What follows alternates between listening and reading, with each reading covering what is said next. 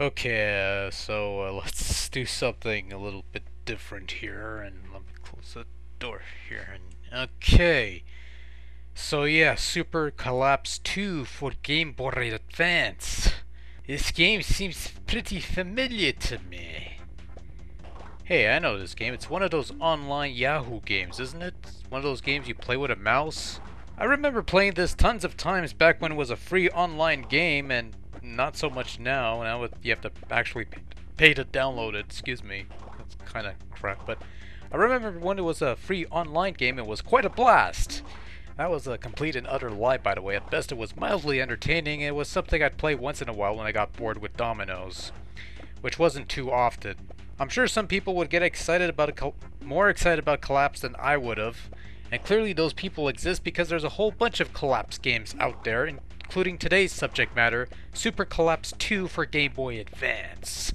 For the few of you who have never played Collapse before, the general premise is pretty simple to grasp. You have to click on a group of light-colored blocks to eliminate them from the playing field. You keep doing this as your well gradually fills up with more blocks. Obviously, if the well tops out or overflows, your whole batch collapses and the game ends. If you manage to survive the level until a certain number of lines have been added, you'll earn points for every empty line in the well and then proceed to the next level where the lines will gradually fill up a lot quicker.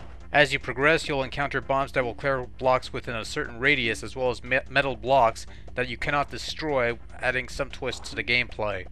There's a few modes in here, aside from the classic mode, which is your standard Collapse game. There's also strategy mode, where every move you make will add a line to the pile, forcing you to plan your move rather than rush them. There's relapse mode, where lines will form on both the top and the bottom of the well. If the two piles of blocks meet, the game ends. Doesn't necessarily have to be in the middle, they just have to collide together and the game's over.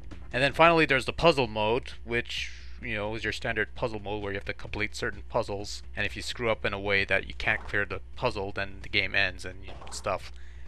While there's variety among the different modes, it all boils down to the same thing: clear blocks, don't overflow, that sort of thing. And it's a pretty simple premise, and it's pretty easy to understand for the most part. Controls sort of okay-ish, I suppose. I mean, I played games like Puzzle League where you move the cursor around with a D-pad. It works well enough in those games. But with a game like Super Collapse 2 or any Collapse game in general, I found that the D-pad was a rather cumbersome control method. Perhaps this is due to the fact that I played this on a PC with a mouse, and a mouse is probably a more preferred control method for this type of game. It's much more, you can move it around all kinds.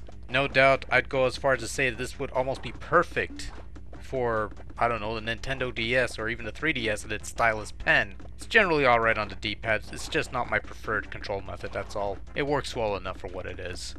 There's not much to look at in Super Collapse 2, it's just your blocks, a generic looking backdrop, some statistics, and that's about it. And for what it is, it's fairly functional and not much more than that. It's not an eyesore, is probably the best aspect of the game's visual, whereas the audio component of Super Collapse 2 is just as functional. Sound effects are nothing to really cry over or praise, they're sort of just there. And the music track that plays during the gameplay is nothing really special, it's sort of just there. It's not catchy, or it's just there. You could easily turn the sound off if you want and listen to something else instead. On a whole, there's not a whole lot to Super Collapse 2. In general, I think Collapse is a pretty decent puzzle game in its own right, and a good casual time waster for a quick fix. But in all honesty, I'm not a huge fan of Super Collapse 2. Personally, if I were playing this on a PC with a mouse, or a Nintendo DS with a stylus pen, I would probably enjoy the game a little more. Setting that aside, however, Super Collapse 2 is a respectable puzzler on the Game Boy Advance. It's fairly easy to get into, it's straightforward, and it's a nice little addition to any puzzle gaming library.